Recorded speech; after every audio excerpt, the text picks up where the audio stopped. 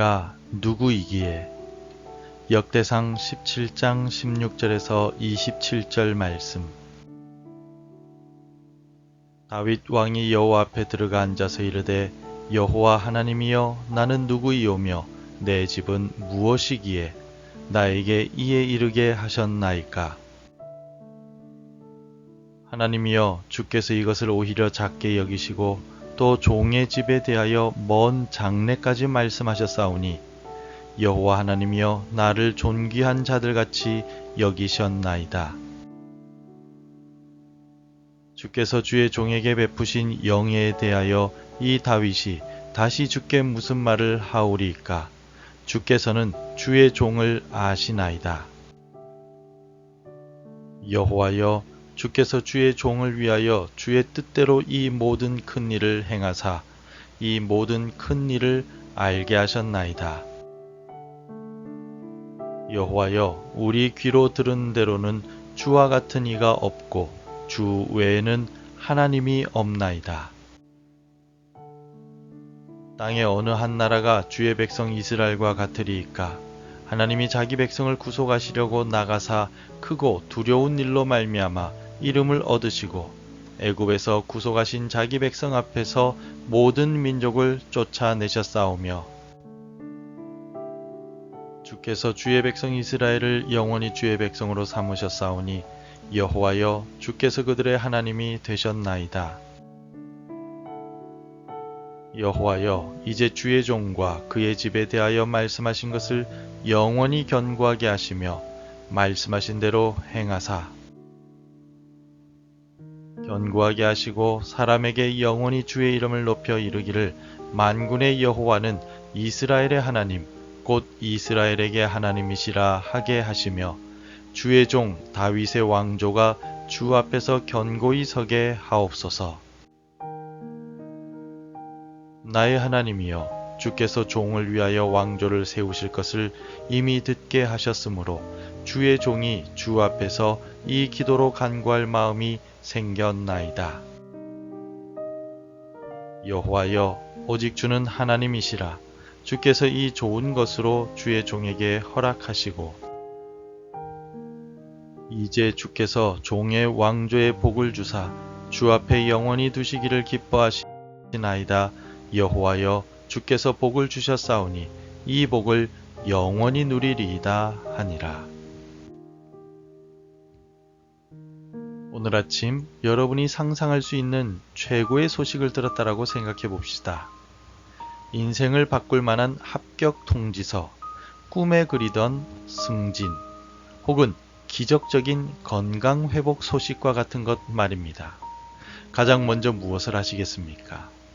아마 우리는 즉시 이 기쁨을 나눌 사람을 찾을 것입니다.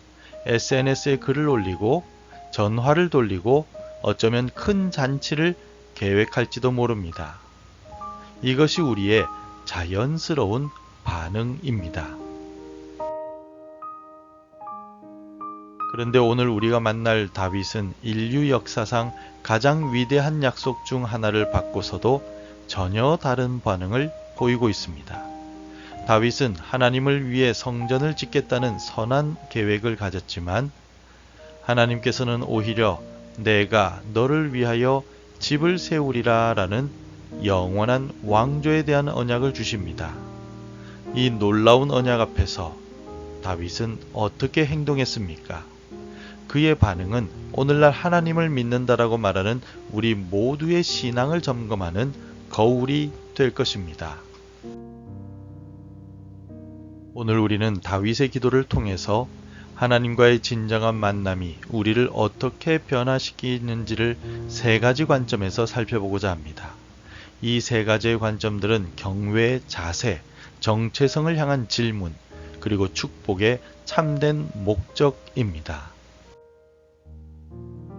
하나님과의 진정한 만남은 우리의 분주한 행동이 멈추는 곳에서 시작됩니다. 우리는 하나님을 위해 무엇인가를 해드려야 한다라는 강박에 사로잡혀 있습니다. 더 많이 봉사해야 하고, 더 많이 헌금하고, 더 멋진 예배를 생각하고 계획을 세웁니다. 그러나 다윗은 하나님의 약속을 듣고 성전 건축위원회를 소집하지 않았습니다. 그는 곧바로 하나님 앞으로 나아갔습니다. 오늘 본문 16절은 그 순간을 이렇게 묘사하고 있습니다. 다윗 왕이 여호와 앞에 들어가 앉아서 이르되 여호와 하나님이여 나는 누구이오며 내 집은 무엇이기에 나에게 이에 이르게 하셨나이까. 다윗은 들어가 앉았습니다. 이 단순한 행위에는 깊은 영적인 의미가 담겨 있습니다. 앉는다라는 것은 자신의 계획과 의지를 내려놓고 하나님의 주권 앞에 온전히 자신을 맡기는 순종과 복종의 자세를 말합니다. 예측 가능한 순서에 따라 움직이는 안전한 종교 활동이 아니라 나를 어디로 이끌지 모르는 하나님의 인도하심의 바다 한가운데로 들어가는 것입니다. 그런데 오늘날 우리의 신앙은 어떠합니까? 우리는 하나님 앞에 그저 앉아있는 법을 잊어버렸습니다. 기도 목록을 아뢰기 전에 무엇인가를 간구하기 전에 하나님의 은혜에 압도되어 잠잠히 머무는 그 경외의 순간을 잃어버렸습니다. 다윗의 첫 번째 반응은 행동이 아니라 멈춤이었고 말이 아니라 침묵이었으며 계획이 아니라 경배였습니다. 모든 진정한 신앙은 이 경외의 자세에서부터 출발합니다. 경외의 침묵 속에서 우리의 자아는 사라지게 되고 가장 근원적인 질문이 터져 나오게 됩니다. 그것은 바로 자신의 정체성에 대한 질문입니다. 하나님 앞에 앉은 다윗의 첫 마디는 감사 찬양이 아니라 자기 자신을 향한 깊은 의문이었습니다. 16절을 다시 읽겠습니다. 다윗 왕이 여호와 앞에 들어가 앉아서 이르되 여호와 하나님이여 나는 누구이오며 내 집은 무엇이기에 나에게 이에 이르게 하셨나이까. 하나님 앞에 잠잠히 앉아있던 16절 후반부에서 하나님께 질문합니다. 하나님, 도대체 제가 누구입니까? 이 질문은 하나님을 제대로 만난 모든 성도들이 마땅히 하게 되는 공통된 고백입니다. 출애굽기에서 40년간 광야의 목자로 잊혀졌던 모세는 하나님의 부르심 앞에서 이렇게 외쳤습니다. 모세가 하나님께 아뢰되 내가 누구이기에 바로에게 가며 이스라엘 자손을 애굽에서 인도하여 내리이까. 또한 이사야 선지자는 성전에서 하나님의 거룩한 영광을 목격했을 때 황홀경에 빠진 것이 아니라 자신의 죄인됨을 처절하게 깨달으며 이렇게 부르짖었습니다. 그때 내가 말하되 화로다 나여 망하게 되었도다. 나는 입술이 부정한 사람이요. 다윗이나 모세, 이사야 모두 하나님의 위대하심 앞에서 자신의 비천함과 무가치함을 먼저 보았던 것입니다. 목동, 도망자, 죄인, 이것이 바로 그들이 깨달은 자신의 정체성들이었습니다. 우리 역시 마찬가지입니다. 우리는 우리의 학력이나 경력이나 사회적 지위로 우리 자신을 정의하려 하지만 하나님의 은혜와 거룩하심 앞에서는 그 모든 것이 먼지에 불과합니다. 내가 누구이기에 하나님께서 나를 자녀 삼으셨습니까? 이 질문 앞에 정직하게 설 때 비로소 우리의 신앙은 종교적인 위선과 자기 의의 껍질을 깨고 나올 수가 있습니다.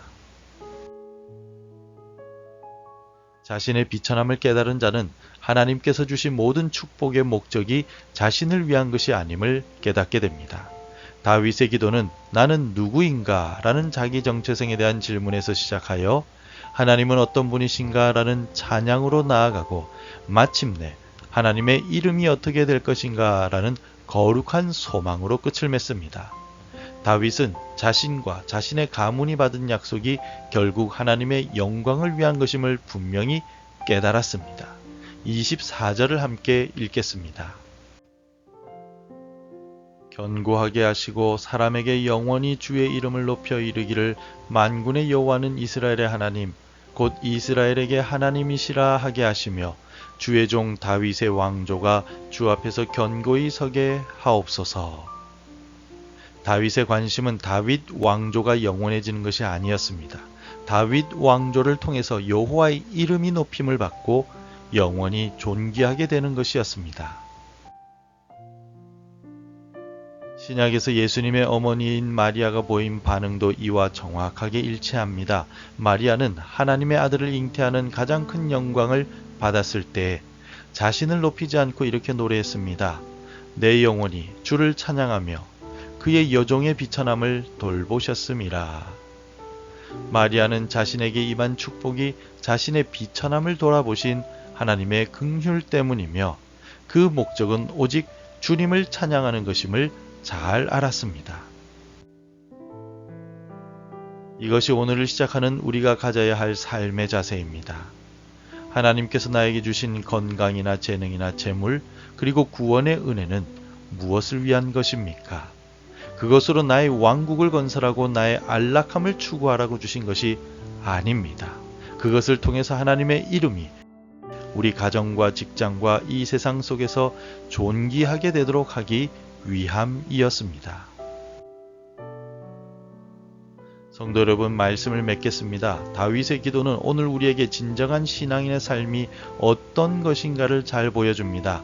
참 신앙은 나의 열심으로 하나님께 나아가는 것이 아닙니다. 참 신앙은 하나님의 임재 앞에 잠잠히 멈춰서는 경외의 자세에서 시작됩니다. 그 경외감 속에서 우리는 나는 누구인가 라는 정체성의 질문을 통해 우리의 교만을 깨트리고 오직 하나님의 은혜만을 붙들게 됩니다. 그리고 마침내 우리는 내 인생의 모든 목적이 나의 영광이 아닌 오직 주의 이름을 위하여 존재함을 깨닫고 우리의 삶을 하나님께 온전히 헌신하게 됩니다. 그러므로 더 이상 하나님을 위해 여러분의 집을 지으려고 애쓰지 마십시오. 대신 하나님께서 여러분의 삶 속에 하나님의 집을 짓도록 내 마음과 생각과 인생을 온전히 내어드리십시오. 오늘 이 자리를 떠나기 전에 스스로에게 물어보시기 바랍니다. 나는 하나님 앞에서 누구이며 나의 삶은 지금 누구의 이름을 위해 존재하고 있는가? 이 질문에 대한 정직한 응답이 우리의 미지근한 신앙을 다시 불태우고 우리를 진정한 예배자로 세울 것입니다. 기도하겠습니다. 거룩하신 하나님 아버지, 오늘 다윗의 기도를 통하여 나의 삶을 돌아보고 살펴보며 기도합니다. 세상의 소음 속에서 분주했던 나의 발걸음을 멈추고 주님의 위대하심 앞에 잠잠히 앉습니다. 나는 누구이기에 이 크신 은혜를 받았는지 늘 묻게 하시고 모든 것을 당연하게 여겼던 교만을 용서하여 주옵소서. 이제 내 삶이 나 자신만을 위한 것이 아니라 오직 주의 영광을 위한 거룩한 통로가 되게 하옵소서. 오늘 하루의 첫 시간에 겸손한 마음으로 드리는 이 기도를 기뻐 받아 주옵소서. 예수님의 이름으로 기도드립니다. 아멘.